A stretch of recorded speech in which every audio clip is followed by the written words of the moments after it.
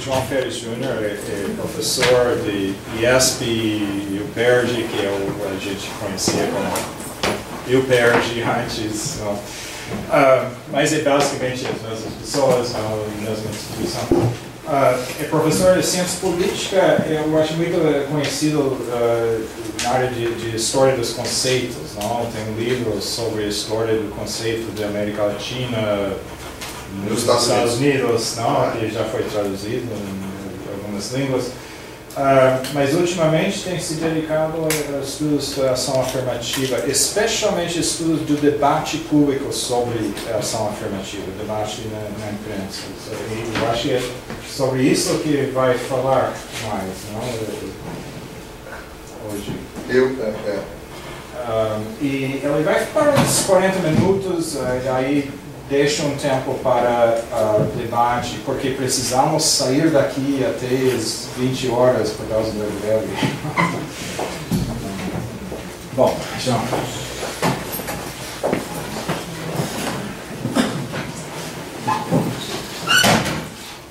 Bom, Carl, gostaria de agradecer o seu convite para falar aqui. Como eu estava dizendo, o Carl é a minha segunda visita ao Rio Grande. A minha primeira foi há 2 semanas atrás para a conferência da BCP. Eu não conhecia o estado, um dos únicos estados que eu não tinha estado ainda no Brasil. Por uma coincidência, eu conheço muitos gaúchos, tenho amigos gaúchos, mas por alguma razão eu não tinha vindo para cá ainda. E aqui eu vim primeiro para a defesa da tese do Clóvis, que foi agora, e o Carl me convidou para falar sobre ação afirmativa. Eu comecei a pesquisar ação afirmativa, na verdade, faz muito tempo, desde que eu voltei para o Brasil, para o doutorado, que eu fiz no exterior em 2003. Né? E como eu fiz o doutorado em ciência e teoria política, na verdade, quando eu voltei, eu escolhi um outro tema. Meu doutorado foi sobre conceitos de América Latina nos Estados Unidos, nada a ver com isso. Quer dizer, nada a ver, é um pouco radical demais. A gente sempre acha maneira de conectar os trabalhos da gente, né? Pelo menos as pessoas não esquizofrênicas, tudo bem. Brincadeira mesmo. Ou não sei.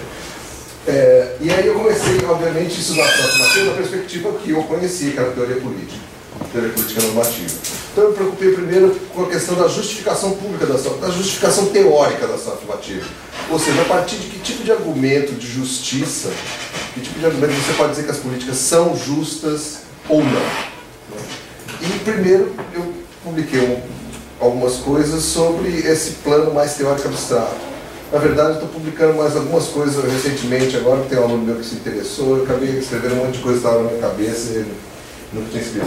Mas, aos poucos, eu fui me virando, me interessando cada vez mais para a maneira como essas justificações aconteciam na prática, e não só na sociedade, ou não só no plano teórico mais abstrato. Ou seja, como na sociedade, você tem, na verdade, o que eu chamo de regimes discursivos, ou seja, instituições com discursos, e essas justificações circulam em algumas dessas instituições. A mais óbvia de todas, talvez uma das mais importantes, é o direito. Porque o direito produz justificativas que têm uma efetividade de poder muito forte. Vide, por exemplo, em relação à ação afirmativa, a decisão do Supremo Tribunal Federal muito recente. Né? Mas, obviamente, houve vários processos contra as políticas de ação afirmativa, então eu comecei a estudar um pouco isso, ou seja, a aplicação, o uso de justificativas na prática. Mas, ao me voltar para o direito, eu comecei a descobrir o seguinte, que havia uma circulação, essa circulação de justificações, na verdade, era mais complexa do que eu imaginava. Por quê? Porque, primeiro, é o seguinte, o direito... A ação afirmativa é um tema que já suscita uma abordagem do direito transpositivista, ou seja, pós-positivista, na qual a lei não se explica ou não se justifica simplesmente com recurso à própria lei, ou uma lei mais genérica. Então, o que acontece? Mesmo os argumentos pró e mesmo os argumentos contra, geralmente, ou em grande medida, fazem uso citam fatos ou argumentos normativos, mas principalmente fatos que vêm de outras ciências.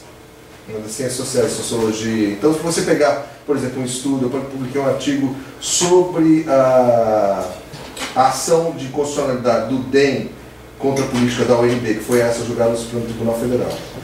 Quando você pega aquela peça, aquele texto, você vê que a argumentação está eivada de fatos, de achados, de argumentos que vêm, por exemplo, da sociologia, da antropologia, da sociologia das desigualdades, por exemplo, né, ou da desigualdade racial, da antropologia, da questão da identidade.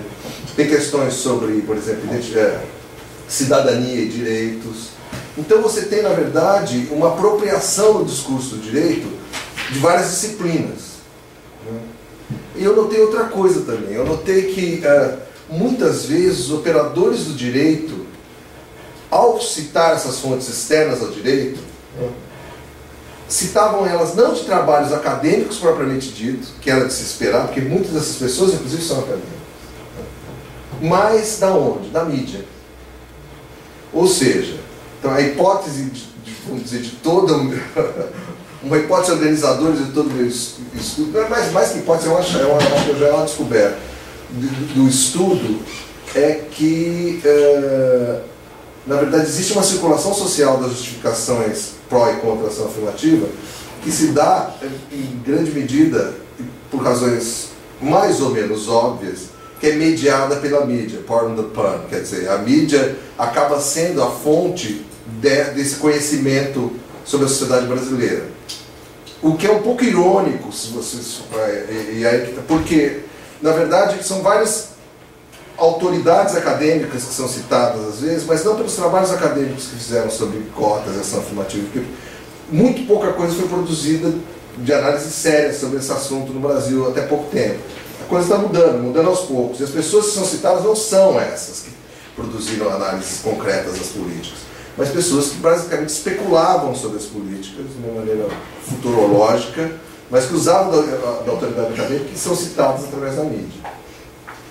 Então eu descobri, quer dizer, aí obviamente que entram outras questões relativas ao papel da mídia na sociedade, numa democracia moderna, que tem a ver com teoria da democracia, com até com sociologia crítica, se vocês queiram, que é o fato de uma sociedade complexa, essa é uma questão mais profunda, que também me interessa, numa sociedade complexa, a formação de opinião, para usar uma terminologia habermasiana, que vocês talvez não seja estranho, a formação de opinião só pode se dar se você tem um fluxo de informação para os públicos, ou seja, você só forma opinião democrática e, portanto, legitima as instituições democráticas se o público é razoavelmente informado. Né? Informado de uma maneira que não seja por demais capturado por interesses privados, pelo mercado, por uma lógica de poder. E eu acho, quer dizer, que no Brasil um dos principais problemas da democracia brasileira é exatamente isso, ou seja, o fluxo de informação por meio da mídia. A mídia brasileira tem problemas sérios que começam pela propriedade oligopolizada, extremamente oligopolizada da mídia, e que se reflete da maneira como a mídia acaba militando demais. Essa falta de pluralismo, na verdade, a gente pode até discutir quais são as possíveis soluções para isso.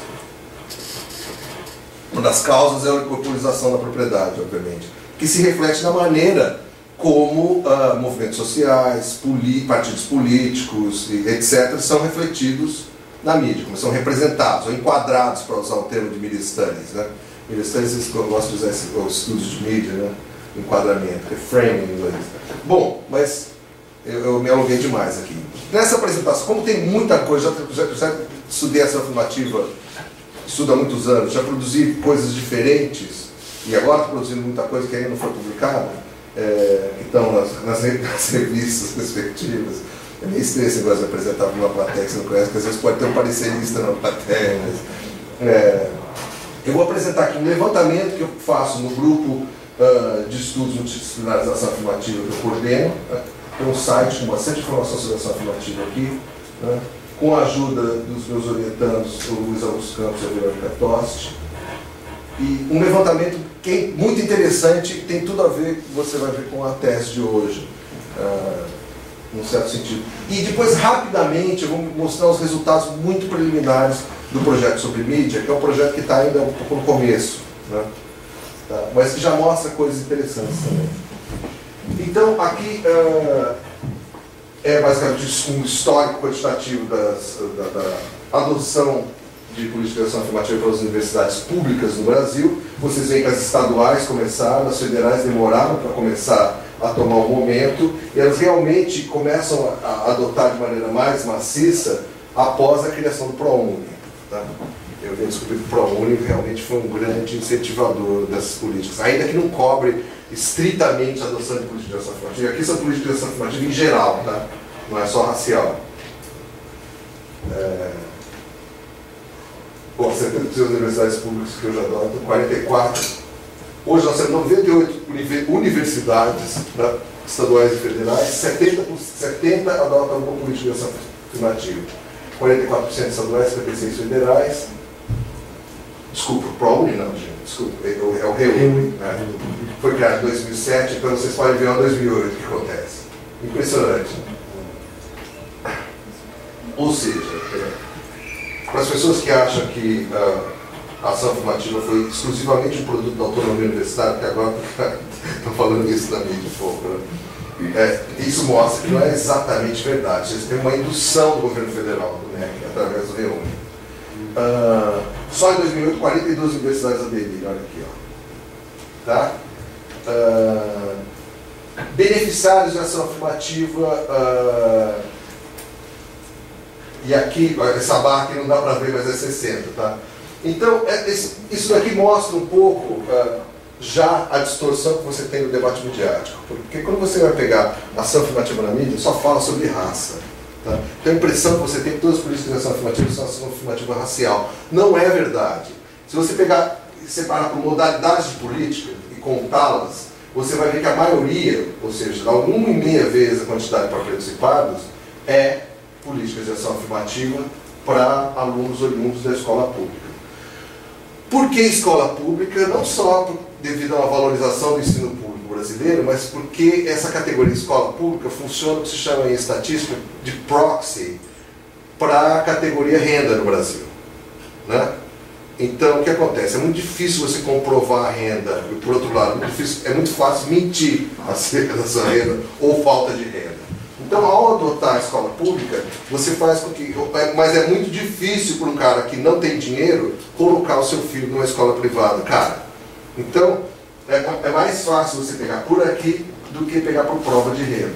Poucas universidades adotam renda como critério. A maioria adota a escola pública como um substituto, né? Quer dizer, proxy no caso. Em segundo lugar, pretos e pardos. E se a gente pegar... como diz hoje em dia, o quantitativo, que eu acho um termo horrível, nunca tive, só estou dizendo para tirar um sarro. Não sei porque acho esse termo péssimo. O número de programas para indígenas é muito parecido com o número de programas para pretos e pardos, ou negros às vezes. Aí tem deficientes um pouco mais, e as outras categorias são residuais, como vocês podem ver. A gente faz um levantamento dessas políticas anual, tá? Esse daqui foi de 2011. Talvez esteja essa altura do campeonato um pouco defasado. Não está muito, não. Autodeclaração. Isso é outra coisa importante, por exemplo. Porque a ação de constitucionalidade da UNB, na verdade, em grande medida, era baseada, né, no fato que a UNB constituía um procedimento de entrevista para checar a identidade étnico-racial do candidato. Né? Que, se você pegar foi o Demóstenes Torres, que entrou inclusive pelo DEM contra coisa, vocês devem saber disso. E se vocês pegarem o texto da verdade da ação, ela centra um monte, parte grande do texto é sobre isso. Ainda que o julgamento do Supremo não tenha nada a ver com isso, ou seja, a opinião dos ministros do Supremo completamente ignorou essa parte. Mas isso também é interessante olhar que a maioria das políticas de ação afirmativa para negros, para participados, usa autodeclaração, não comissão de verificação. Então a coisa de você representar a ação afirmativa pela UNB é uma distorção grave em relação ao que a ação afirmativa é de fato, étnico-racial, é de fato no Brasil. Né? Análise de fotografia 2, fotografia e comissão, então aqui vocês têm 6 contra 33. Tá? Autodeclaração, quer dizer, o sujeito, na hora de fazer a inscrição, declara aqui. Aqui é a autodeclaração. Tem que assinar um termo, não é isso? Sim. Isso. Tá. O teu tem qual conteúdo? Declaro que me inscrevi Como cotista, preto ou pardo. do FEI e tal. E o tema é negro ou preto ou pardo? Aí isso eu não sei, sabe? É negro. É negro, né? Negro. É negro. E declarando que se essas informações não forem Isso. verídicas, enfim, pode ser enquadrado dentro dos dispositivos legais. Falsidade ideológica. Falsidade ideológica. Ah, é? É. É engraçado como provar que uma pessoa é negra é legalmente completamente insubstancial. Não tem... Se alguém ganhar algum processo na justiça por favor que uma pessoa não é negra, eu quero ver. Mas tudo bem, vamos lá. Universidade de acordo com os critérios de corte aplicados à ação afirmativa. Então aqui são as ações afirmativas raciais e o tipo de critério que é combinado com as ações afirmativas raciais.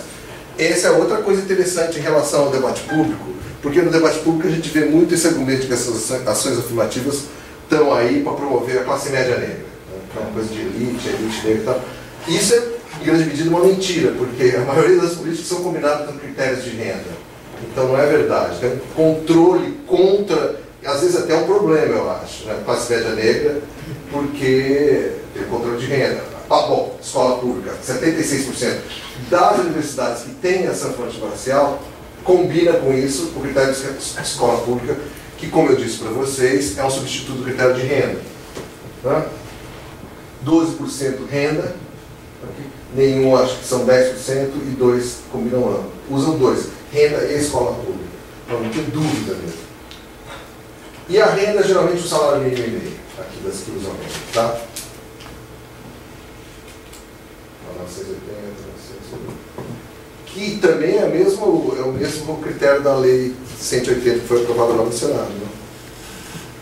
Reserva de 50%, 25% para renda, não é isso? Bom, formatos de ação afirmativa. Outra coisa que a gente conhece na mídia, por exemplo, ação afirmativa chamada de cotas, políticas de cotas. Não é verdade, né? Nem todas as políticas são de cotas. Há algumas variedades. Cotas realmente é a maioria. 35 cotas e acréscimo de vagas. Aqui tem acréscimo de vagas, por exemplo, pegar uns cursos, e uma vaga e essa vaga é reservada para determinado dinheiro. A ação afirmativa para indígena acontece muito isso, por exemplo, na UFSCar é exatamente dessa maneira. Né? Bônus, que é, por exemplo, a Unicamp, a USP tem bônus, e algumas outras também adotadas. Cotas e bônus e acréscimo de vagas somente. Como vocês veem, cotas é de fato a maioria, e isso tem a ver, em grande medida, eu acho, com o fato vestibular. Né? Porque, por exemplo, nos Estados Unidos, não, cota foi declarado constitucional, por razões que a gente não vai discutir aqui, mas como é um comitê que avalia, o comitê leva vários dados em conta na hora de fazer a classificação de alunos. Aqui a gente não tem isso, né? A gente tem aquela coisa, essa cultura da prova. Né? É a prova. Estamos trocando vestibular pelo Enem, talvez agora, né? Muitas. Vocês estão fazendo de uma maneira um pouco, que eu fiquei sabendo hoje, estranha, que transformar o Enem em um nono da nota, que é uma coisa um pouco. Para chegar lá vai demorar muito. Né? O Enem tem algum. 10 anos, né? Já sei. Mas, então eu acho que em grande parte a cota se deve realmente a essa questão do vestibular, é uma maneira de você fazer ação afirmativa com vestibular. O bônus é outra maneira de fazer, é possível, obviamente opera nas notas de corte o bônus, né? Você pega a nota de corte e o bônus você soma o número de pontos àquela determinada nota de corte. Eu, por um tempo, achei que o bônus era uma boa solução, mas o bônus tem um problema, qual seja, as universidades, adotam bônus, geralmente tem um bônus fixo, por exemplo, a Unicamp, 20 pontos para quem é de escola pública, 10 para quem é preto ou pardo. Acontece o seguinte, os cursos têm uma nota de corte muito diferente, na verdade. Então a diferença que 20 pontos faz, por exemplo, em pedagogia, não é a mesma diferença que ele faz em medicina. Ou seja, o bônus acaba tendo um impacto muito menor nos cursos mais competitivos do que nos menos competitivos. Faz com que as pessoas que entrem pelos programas, né, que entrem com bônus, se concentrem nos cursos de menor competitividade. Ou seja, ele é meio conservador, no final das contas. Deixa eu fazer uma pergunta, professor. Ali na cota remete à reserva de vagas, é isso? Mesma coisa. Mesma coisa. o percentual que é reservado nas políticas em geral, tá? São afirmativos em geral, varia demais, como vocês podem ver. Ó. Tem uma grande concentração aqui entre 20 e 29, 20 virou um silver bullet, um número mágico aqui, mas tem algumas que tem uma concentração aqui em 50 ou mais, tá? Não, 50% das vagas, desculpe. Mas vamos dizer, a grande maioria está aqui entre 20 e 50. Agora, tem coisa interessante. Olhando agregado, você vê como... Eu acho que essa apresentação é uma boa medida de como as coisas, às vezes, no agregado parecem de um jeito, e quando você desagrega de uma certa maneira, outras coisas muito diferentes aparecem. Vocês vão ver. Chegar a... Distribuição das universidades com ação afirmativa por região. Aqui estou contando universidades, tá bom? Então, aqui, ó. Se a gente contar, e der uma olhada aqui, fora a região norte, esse número da região norte aqui, não sei porquê, bom... Eu acho que aqui na região norte tem mais agora, mas se você contar, vocês vão ver que a média aqui é alta, tirando a região norte, que é meio online, mas a região norte tem poucos casos, então a alteração de um ou dois aqui muda demais o número, né? De qualquer forma, vocês vejam que a média é alta, né? 81, 100, 82, 65 no sul, um pouco menos. Ó, o sul é que tem menos percentualmente. Veja como esses números vão mudar, né? E aí tem os critérios aqui. Essa tabela é um pouco confusa, vamos passar por ela. O que a gente fez aqui? A gente pegou o INEP, ele criou um conceito de universidade por qualidade de ensino e outras variáveis, né, que são o conceito 2, é crescente, tá? 2, 3, 4, 5, então aqui estão as melhores. Se você distribui ainda por número de universidade, as que têm ação afirmativa escuras com as que não têm, vocês veem também que não tem nenhuma coerência, né, aqui ao longo dessa fila crescente de conceitos entre ter ou não ter. Ou seja, a gente não pode dizer que as de maior conceito tem menos ação afirmativa, nem vice-versa, né? Elas variam mais ou menos em torno de, sei lá, aqui 7 para 2, 6 para 4, 21 aqui tem mais de 2, né? Entre 2 e 3 vezes mais com ação afirmativa, tá? Do que sem ação afirmativa. Então aqui, e a qualidade parece não ser uma variável que explica, não é verdade? Bom, estimativa da quantidade de vagas reservadas para cada modalidade de A. Isso daqui a gente fez cruzando. Agora parece que o MEC produziu uma estimativa um pouco melhor, mas a gente fez, não sei se melhor, mas cruzando os percentuais de vaga com as vagas disponíveis por cada universidade, tá? Então, para cotas raciais deu 22 mil, do total de vagas disponíveis. Aqui, ó, como é perto de 10%, deve dar 250 mil vagas, tá? Eu não pus o total de depois. Cotas sociais, 27 mil, 11 e pouco. Demais beneficiários, que é muito menos, 4 mil e pouco. Deixa eu só dizer uma coisa para vocês, eu não estou mostrando o gráfico, mas ainda que os programas para indígenas sejam 30 e tantos, quase, é muito parecido com o programa para negros, quando você vê as vagas para indígenas é muito menos, tá? Porque geralmente é uma vaga adicional, tal. De fato, no quantitativo, né, as cotas para participantes são bem maiores, tá?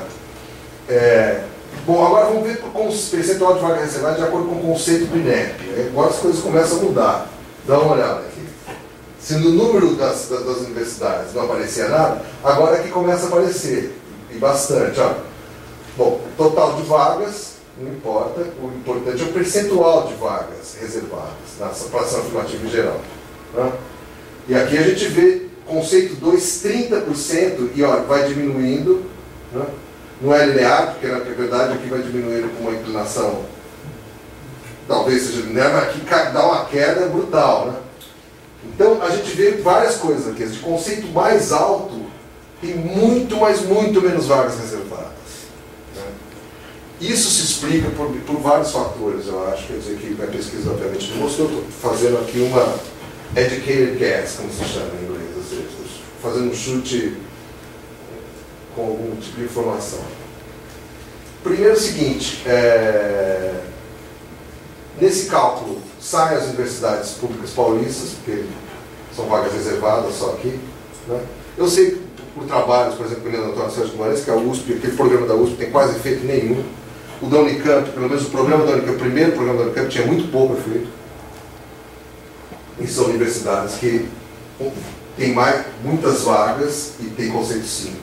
Né? A UFRJ do Rio de Janeiro, que é outra também, não tinha programa de ação afirmativa até muito pouco tempo, até o ano passado. Então vocês veem que dá até para nomear, o FMG demorou também muito, dá para nomear essas grandes universidades brasileiras e ver que, por que isso aqui. Né? Por outro lado, o conceito 2 são universidades novas, ou seja, criadas pelo Reúne. Então aqui a gente tem uma concentração, ó, principalmente aqui, de universidades novas criadas pelo Reúne, que tem realmente reserva, olha, 30%, é uma coisa de fato substancial. Então, por aqui a gente vê que existe uma elitização do ensino superior brasileiro e que se reflete, inclusive, na questão da abertura de vagas muito diferente para as cotas. E aqui, sem ser raciais. Vamos ver raciais agora. Olha, raciais a coisa ficou aí um pouco pior. Mas a lógica é a mesma. Né? Só que a inclinação, aqui no caso da 2, 3 e 4, parece que fica um pouco mais, com um coeficiente um pouco mais alto. Tá? Aqui a variação é menor, vocês viram? Me parece. Né? E conceito 5, olha, 767 vagas, né? Só 3%. Tá? Dá uma olhada com a diferença de quantidade de vagas no conceito 3, gente. Tem uma concentração muito grande em relação às outras, olha. De total de vagas, estou falando. Então, de novo, para cotas raciais, reflete o mesmo tipo de hierarquização. E aqui, gente, regiões, olha que interessante. Agora vamos tirar a coisa da nota e ver se nas regiões existe alguma coisa significativa para se dizer. Né? Cotas sociais, cotas raciais, cotas, vamos ver isso aqui. Esquece, né? E total de cotas. Dê uma olhada aqui, ó.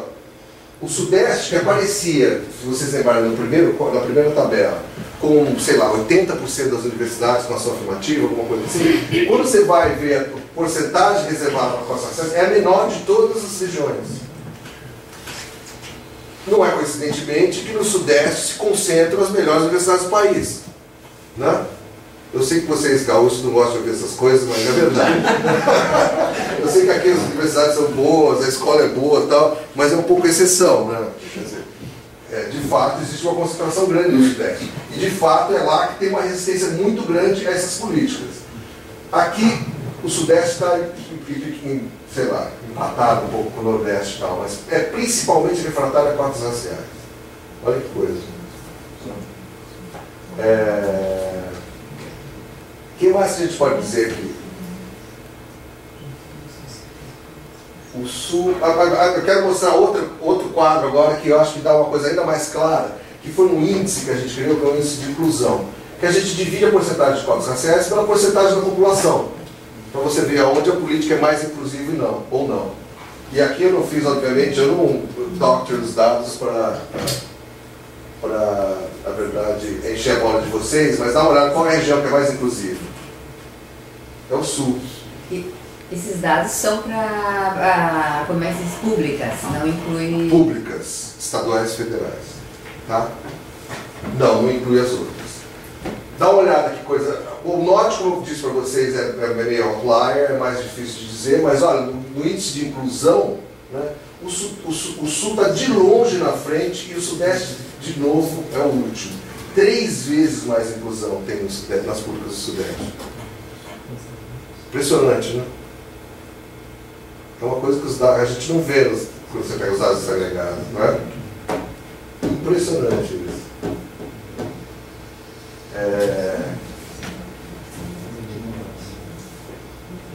Ou seja, isso é uma coisa, acho que para vocês se orgulharem, tá vendo? Eu não sacaneei isso. E agora, eu acabei de receber esse perfil socioeconômico cultural dos estudantes de junho, esse documento que você estava falando? 2011. 2011, E eu selecionei esse texto aqui porque eu achei que tem muito a ver com o que a gente está falando. Ó. Os estudantes de raça, cor e etnia branca são maioria. O percentual de estudantes preto aumentou significativamente, chama essa seção. Né? 54% contra 59% em 2004. Então essa é a mudança, dá uma olhada, que foi registrada nos brancos, né, nas universidades públicas. em especial a classe A. A classe A ocupa 74%, tá? Das vagas da universidade pública. É impressionante, a renda é um negócio impressionante. Tá? O percentual de estudantes de raça cor etnia preta aumentou de 5,9 para 8,7 em 2010. Esse aumento ocorreu em todas as regiões, com destaque para a região norte, que praticamente dobrou seu percentual. Está vendo como isso corrobora